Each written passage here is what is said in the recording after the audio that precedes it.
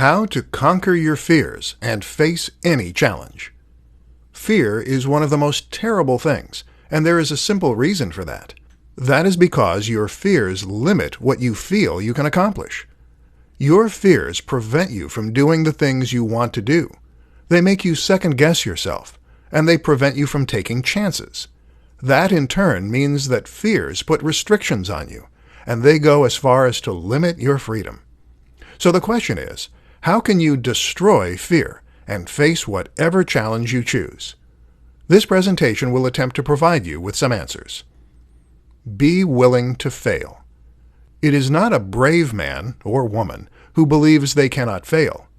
That is a foolish one.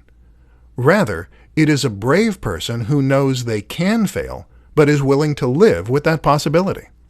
This is the central philosophy of Stoicism in a nutshell. The notion that you might fail, but that is okay. Once you accept this possibility and realize that you can and will survive, it liberates you to try new things and to deal with the consequences when they come. Love the challenge. Similarly, it also pays to revel in the challenge. You don't fail until you stop trying.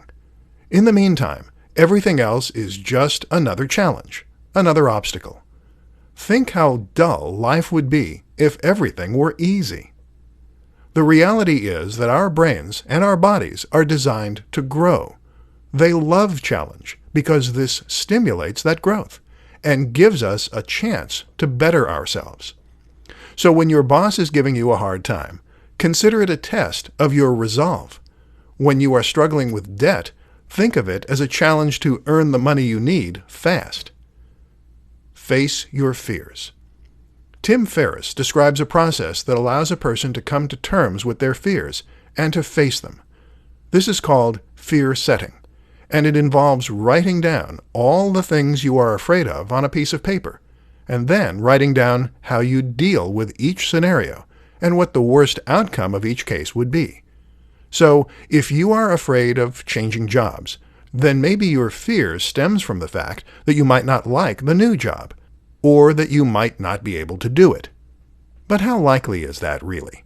You managed with the last one. You wouldn't have gotten the job if your employer didn't think you capable. And if that happened, wouldn't you just change jobs again?